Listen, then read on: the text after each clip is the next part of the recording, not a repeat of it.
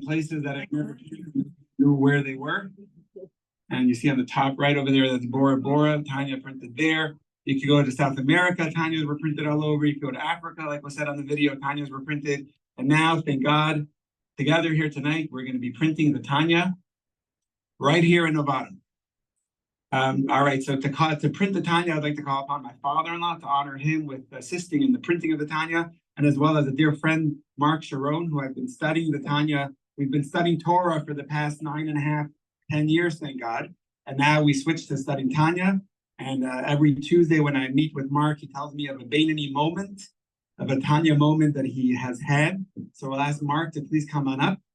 In the olden days, as you saw on the screen, when the Tanyas were printed, there were negatives, there were templates, there was all these things that had to be done. Now it's literally just a click of a button. So it's not as complicated, it's much simpler, but we'll honor Mark and my father-in-law with pressing the button on our special printer, and then we'll go through a few of the lines of the Tanya as it's being printed.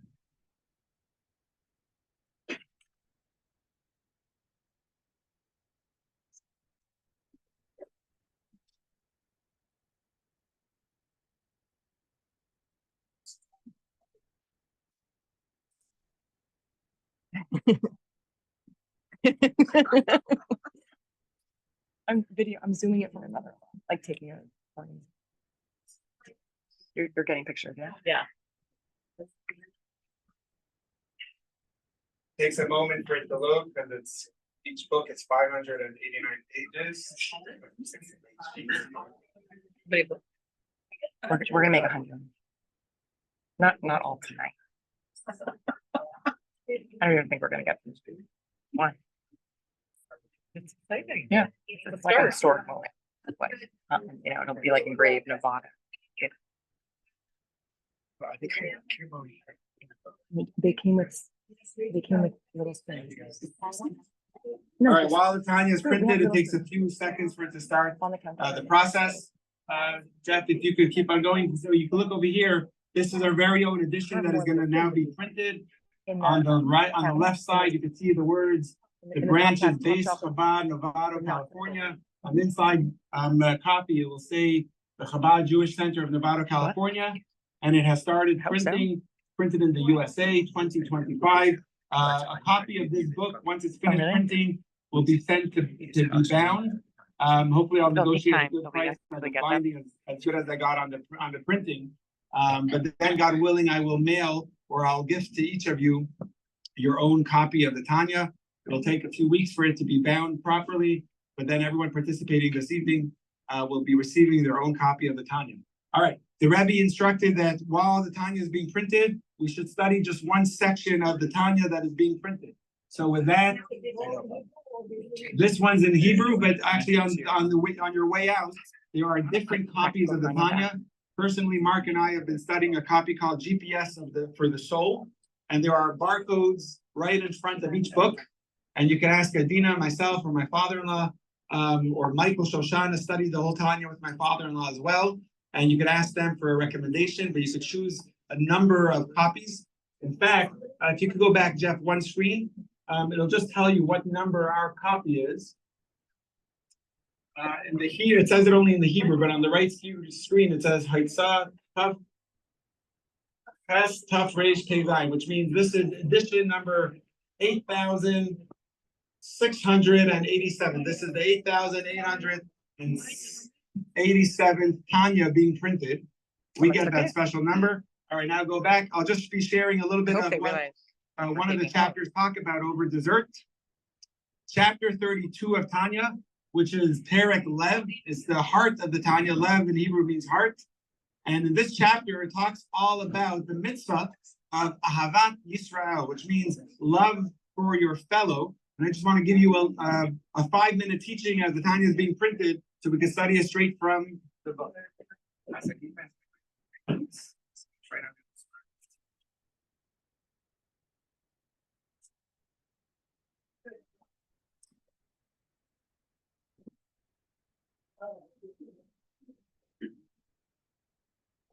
All right, so the central mitzvah that we know in Judaism is Ahavat Yisrael.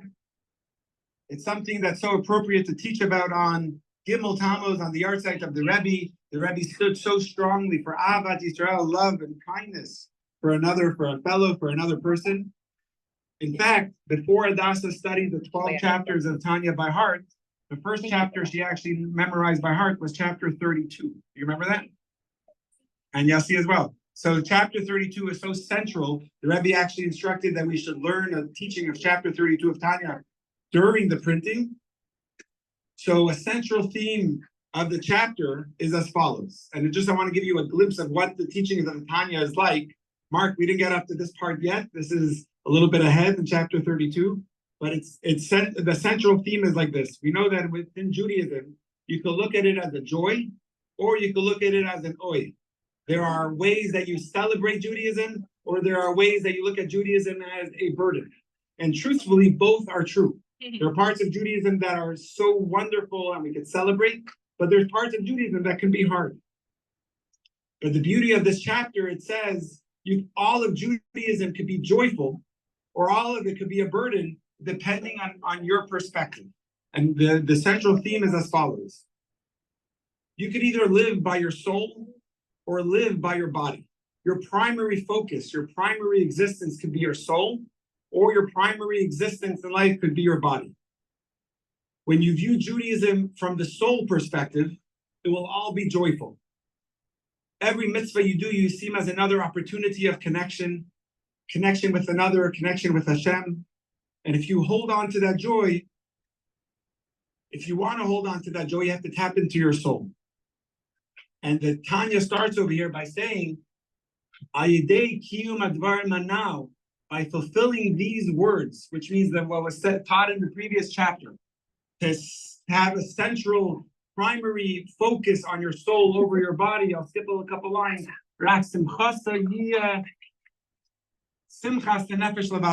The joy you will have will be a joy of the soul, will be a soulful joy. This is the direct and easier path to come to fulfill the mitzvah to love your fellow. We know that sometimes it's hard to have patience and to have kindness and to have no judgment and to be extra loving to another person. And the central theme over here is saying that if you look at yourself as a soul, you can start seeing other people as a soul. And when you start seeing other people as a soul, you see them as an extension of yourself. To explain that, just what it means. A couple of years ago, I was talking with someone, and he had a resentment against a colleague, and the resentment was a warranted one. I could definitely understand it because all of us are enjoying a delicious dessert of chocolate mousse, and it's delicious. And this person had a colleague that always got on his nerves. He ended up leaving the job after our conversation, but what bothered him, what was the straw on the camel's back, is that they had a work night where they all went to a restaurant together, and he went to the bathroom, and when he came back, everyone had their desserts, but his plate of dessert was missing. And he found out that the person that always annoyed him at work is the person that took a second portion by taking his own chocolate cake. And the person was so upset. He's like, what a schnar, he couldn't believe that this person is taking my piece. And he didn't want to talk to him for the next 3 months. He didn't even look at him in the office. So the perspective I gave to him is, I told him that it was so funny because a few nights before we were at a family simcha, we were at a celebration, a wedding, my sister-in-law's wedding, and they were serving dessert. There was a buffet table of dessert, and I brought a beautiful piece of chocolate cake to my table, and I went to talk to someone, and when I came back, it wasn't there. And I was like, who took my cake? And then I see my young child with like a beautiful chocolate smear on their cheek. And my heart was swelling. Because over here, I got the joy of the chocolate cake without the calories. My child is eating it and enjoying it. That's the best joy for me. I asked my friend who asked me for advice. I said, what's the difference? It was the same chocolate cake that you had at the restaurant, that I had at the wedding. I wasn't mad, you were. The difference is, Because when you look at life from a body perspective, that piece of chocolate cake is either mine or yours. There's only one piece and there's two of us. But when you look at things as a soul perspective, which we do with our own children, they're part of your soul. They're an extension of who you are. When they eat the chocolate cake and they're smiling, it makes you so happy. You're enjoying the cake as much as they are. So the theme of this chapter is saying that if you look at life from a soul perspective, and you look at your primary existence as a soul, then you will see another person as a soul also. And the amazing things Kabbalah explains is that we all come from the same soul.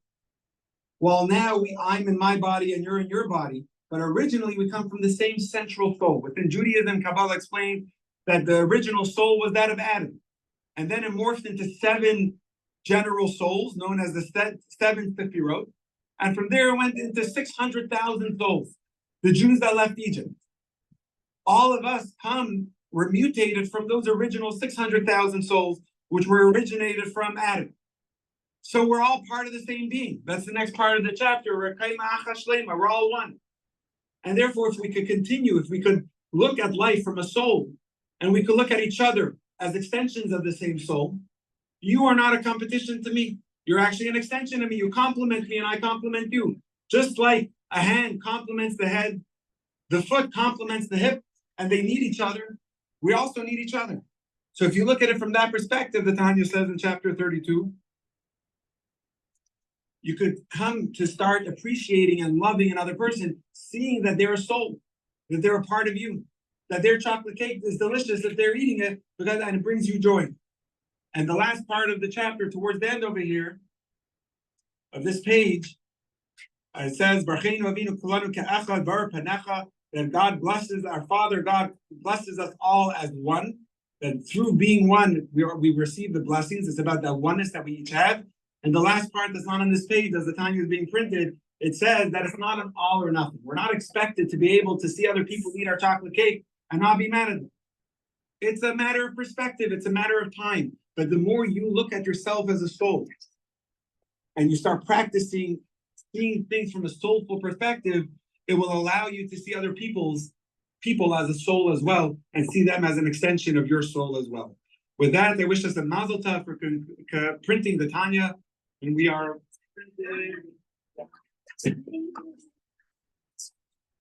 Okay, so the question, Judith wants to know when I'm starting a Tanya class. First of all, you're welcome to join me and Mark. We study every Tuesday at 4:30 to 5:30. I spent 5 years studying Tanya. Vivian was part of our class. If you go to jewishnevada.com/virtual, it has almost all the recordings that we started right when COVID hit. The Torah and Tea series that we just did was Torah on Tanya. Dina just gave a Torah and Tea series, Carolyn, all about the Tanya, right? Loved it. Okay. And now, God willing, I'm in the middle of giving a class on Shar HaBitachon, which is to trust in God. And I have to tell you, we have our amazing counselors and head counselors here. Camp started a week ago, Monday. And thank God we have around 75 children coming to camp and having a wonderful, wonderful time. We always usually hire our head counselors several months in advance. This year we had our counselors, but we didn't have our head counselors. And they're the ones managing and making sure everything runs smoothly. They do an incredible, incredible job. But I had bitachon, I had trust in God that the right head counselors would show up. Last Wednesday, I'm talking about the Wednesday before camp, 4 days before camp, we still didn't have head counselors, and I didn't panic it. Wednesday night, I was meeting with Adina and Hannah right here, planning camp, figuring out what is our plan if we don't have a head counselor. And I got a message from Tiana, who became our head counselor with her cousin Rifti, saying that they're looking to become head counselors. They have loads of experience. They were head counselors and they were actually Hadassah's counselor in Vacaville some 6 or 7 years ago, Tiana was. And now they're our head counselors. It came from a place of bitachon, trust in God. And when you trust in God, it will work out. So I do encourage you to come to a bitachon class that's on Wednesday morning at 9:30. I didn't fully answer your question, Judith. We should start another Tanya class. From the beginning with the new Tanya that's being printed. Yes, Jack.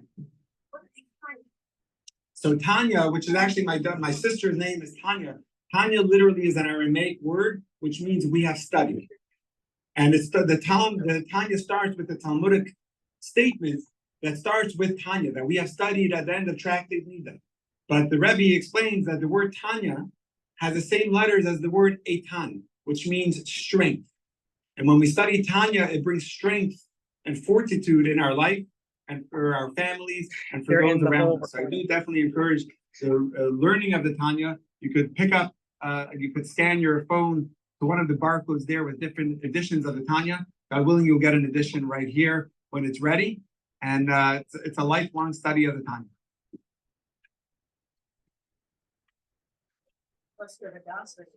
And maybe Adasa could teach a Tanya. All right, Mazel Tov, everyone. We'll give one final l'chaim. The printer will be going on for the next probably 2 weeks. Will be out of paper by the time we're finished printing these. We're printing, God willing, over 200 printings of this Tanya. God willing, I'll be gifting. We'll be bringing one of these editions when they're ready to the Rebbe's library. The Rebbe wanted every edition of the Tanya to be included in the Rebbe's library. And each and every one of us here, thank you for participating. We'll be receiving a book of the Tanya as well. Yasha Koach, we'll wish the l'chaim. Mazel Tov, thank you for coming. No. Dasa will be back on the keyboard with some of the Rebbe's. What is that? Oh, and before we continue, Sarah Oster was just with my sister in Crown Heights, Brooklyn. She got a tour by my sister Tanya. And I would like to hear just one or two, a little bit about what it was like.